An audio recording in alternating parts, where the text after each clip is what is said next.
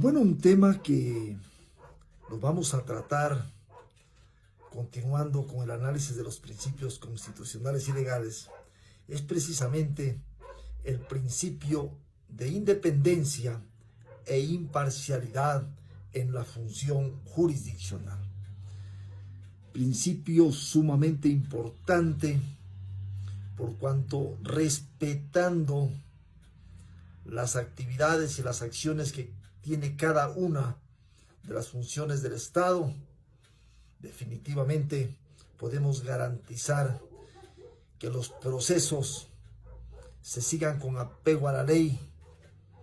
y obtener la tutela judicial efectiva por parte de los operadores de justicia cuando no se ha intervenido de manera arbitraria o antojadiza otro poder del Estado para direccionar alguna resolución en beneficio de alguien. Entonces es importante ese respeto que precisamente está garantizado en nuestra Carta Constitucional, como también está garantizado en el Código Orgánico de la Función Judicial y en la Corte Interamericana de los Derechos Humanos. Precisamente este organismo internacional de derechos humanos ha definido al principio de independencia judicial en los siguientes términos. El principio de independencia judicial constituye uno de los pilares básicos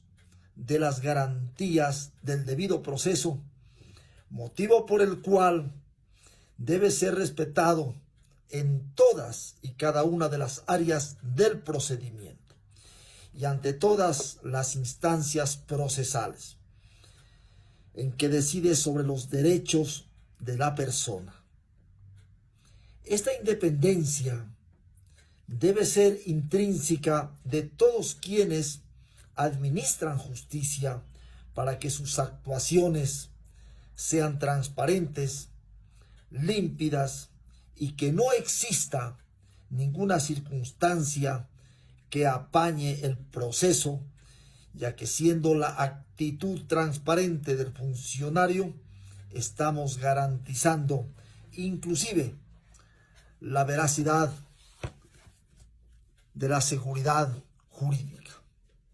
En definitiva, estamos garantizando que exista seguridad jurídica en nuestro país. Todos estamos ávidos de obtener la seguridad jurídica y la tutela judicial efectiva en un país en particular y fundamentalmente en nuestro país Ecuador, en la que hemos visto por algún tiempo que de una o de otra manera los regímenes de turno a veces han tratado de influenciar a nivel de las judicaturas para que una resolución sea considerada a favor de un régimen. Esta circunstancia que en caso de suceder menoscaba profundamente el espíritu de la independencia de la función judicial. La Corte Interamericana de Derechos Humanos ha considerado que el principio de independencia judicial resulta indispensable para la protección de los derechos fundamentales, por lo que su alcance debe garantizarse inclusive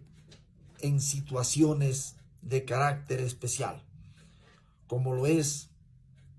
en los estados de excepción como el que estamos viviendo. Esto lo dice precisamente la Corte Interamericana de Derechos Humanos en la sentencia del caso Reverón Trujillo versus Venezuela, en el parágrafo 68 en la sentencia de fondo. La Corte también señala que conforme a la jurisprudencia de esta Corte y de la Corte Europea, así como de conformidad con los principios básicos de las Naciones Unidas relativos a la independencia de la función judicial, que las garantías se derivan de la independencia judicial en un adecuado proceso de nombramiento, inamovilidad en el cargo y la garantía como presiones externas. La Corte, en el caso Reverón Trujillo, igualmente se analiza estas circunstancias toda vez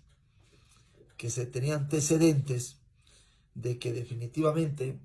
tal juez o tal jueza que se encontraba administrando justicia debe actuar con total imparcialidad, pese a cualquier presión de cualquier naturaleza que sea. Debe prevalecer la ley, el derecho y la justicia. En nuestro vecino país, en el Perú, en la ley de la carrera judicial, en su artículo 1, también determina como título preliminar en la que consagra el principio de independencia e imparcialidad de la función jurisdiccional, subrayando que los jueces ejercen sus funciones jurisdiccionales con independencia e imparcialidad, sujetos únicamente a la Constitución y a la ley. Esto es importante para que se tenga en cuenta que una cosa es la función ejecutiva, o en primer lugar la función legislativa, en segundo lugar la función ejecutiva, y cuando hablamos de la función judicial, que es una función totalmente independiente de la función legislativa y de la función, en este caso, ejecutiva, de tal manera que las decisiones de la Corte, que las decisiones de los jueces no deben prevalecer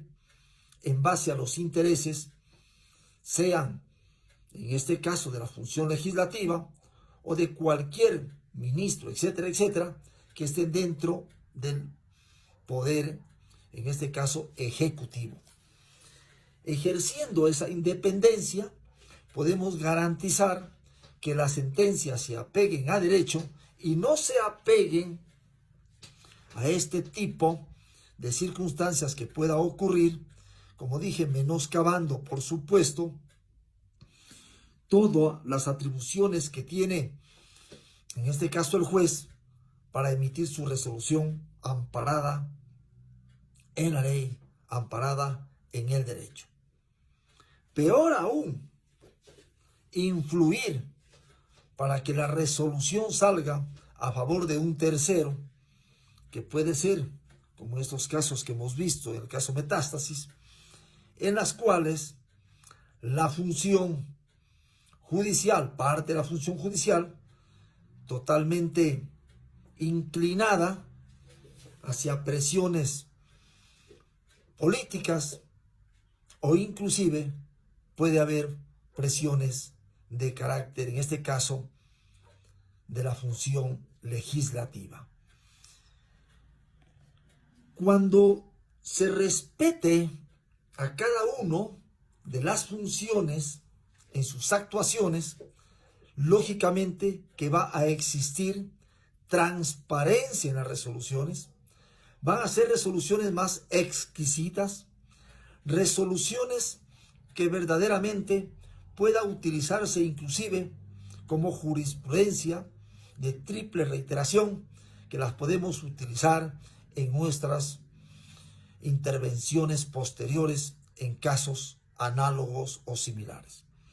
De ahí que el principio de independencia e imparcialidad de la función jurisdiccional fundamentalmente se refiere a que los jueces ejerzan sus funciones jurisdiccionales con independencia e imparcialidad, sujetos únicamente a la Constitución y a la ley. Con estas circunstancias podemos recabar que el principio de imparcialidad se encuentra ligado al principio de independencia funcional, que se vincula a determinadas exigencias dentro del proceso mismo, pudiendo entenderse estas acepciones como imparcialidad subjetiva y la imparcialidad objetiva. Espero que de una o de otra manera haya servido en algo